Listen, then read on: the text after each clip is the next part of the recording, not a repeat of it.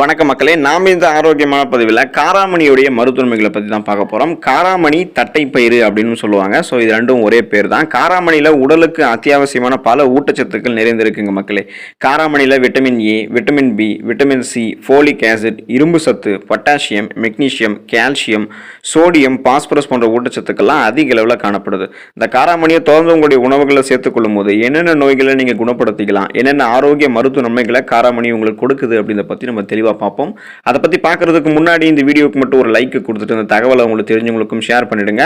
இது அவங்களுக்கும் பயனுள்ளதாக இருக்கக்கூடிய ஒரு ஆரோக்கியமான பதிவு தான். இது போன்ற அப்டேட்ஸ்கள் நீங்கள் தொடர்ந்து பார்க்கறதுக்கு நம்மளுடைய ஹெல்த் நியூஸ் தமிழ் சேனலை சப்ஸ்கிரைப் பண்ணி வச்சுக்கோங்க. பக்கத்தில் இருக்கக்கூடிய பெல் பட்டனையும் கிளிக் பண்ணி ஆல் அப்படின்ற ஆப்ஷனையும் மறக்காமல் செட் பண்ணி வச்சுக்கிட்டீங்க அப்படின்னா நான் போடக்கூடிய எல்லா அப்டேட்ஸும் உங்களுக்கு நோட்டிஃபிகேஷன் அடிக்கடி வந்து சேரும். சரி வாங்க மக்களே, இப்போ வீடியோக்குள்ள போயிடலாம். கொலஸ்ட்ராலை கட்டுப்படுத்தும் காராமணி.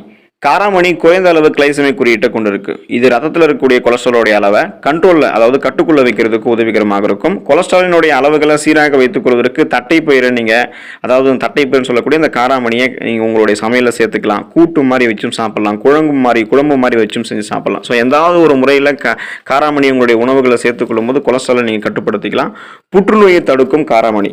காராமணியில் ஏராளமான ஆன்டி ஆக்சிடென்ட்களும் விட்டமின்களும் நிறைந்திருக்கு. இது உங்களுடைய உணவுகளை நீங்கள் சேர்த்து வருவதால் தீங்கு விளைவிக்க ஃப்ரீ ரேடிக்கல்ஸ் சொல்லக்கூடிய அந்த கெடுதல் தரக்கூடிய செல்களிலிருந்து உங்களுடைய உடலை நீங்க பாதுகாக்கலாம். இது புற்றுநோய் செல்களுடைய வளர்ச்சியை இந்த காராமணி தடுக்கும். ரத்த சர்க்கரையை கட்டுப்படுத்தும் காராமணி. காராமணி சர்க்கரை நோயாளிகளுக்கெல்லாம் மிகவும் நல்லது. பிளட்ல உங்களுடைய சுகருடைய அளவை இந்த காராமணி கண்ட்ரோல் பண்ணிடும். சர்க்கரை நோய் அண்டாமல் இருக்கிறதுக்கும் ரத்த சர்க்கரையினுடைய அளவுகளை நீங்க கண்ட்ரோலாக அந்த சீராக வைத்துக் கொள்வதற்கும் காராமணி உங்களுடைய உணவுகளை நீங்க சேர்த்துக்கலாம். உடல் எடையை ஆரோக்கியமாக குறைக்கிறதுக்கு காராமணி உதவிகரமாக இருக்கும். காராமணியில் இருக்கக்கூடிய ஃபைபர், அந்த நார் சத்து உடலில் இருக்கக்கூடிய நச்சுக்களை வெளியேற்றுவதற்கு உதவிகரமாக இருக்கு. உடல்ல கொழுப்பு சேரும் பொழுது உடல் எடை அதிகரிக்குது. இந்த நிலையில உங்களுடைய உடலில் இருக்கக்கூடிய அதிகப்படியான கொழுப்பை குறைக்கிறதுக்கு நார் சத்து நிறைஞ்சிருக்கக்கூடிய இந்த காராமணி உங்களுடைய உணவுகளை நீங்க சேர்த்து சாப்பிடும் போது எந்த விதமான சைடு எஃபெக்ட்டுமே இல்லாமல் ஆரோக்கியமான முறையில் உங்களுடைய உடல் எடையை நீங்கள் குறைச்சிக்கலாம். வயது முதிர்வினுடைய அறிகுறிகளை குறைக்கிறதுக்கு நீங்கள் காராமணியை எடுத்துக்கலாம். காராமணியில் இருக்கக்கூடிய பண்புகள் சரும ஆரோக்கியத்திற்கு மிகவும் நல்லது. இது ஃப்ரீ ரேடிக்கல் சேதத்திலிருந்து உங்களுடைய சருமத்தை பாதுகாக்குது. காராமணி உங்களுடைய உணவுகளை நீங்கள் சேர்த்து வரும்போது கருந்திட்டுக்கள், சுருக்கங்கள் போன்ற வயது முதிர்வினுடைய அறிகுறிகளை நீங்கள் குறைக்கலாம்.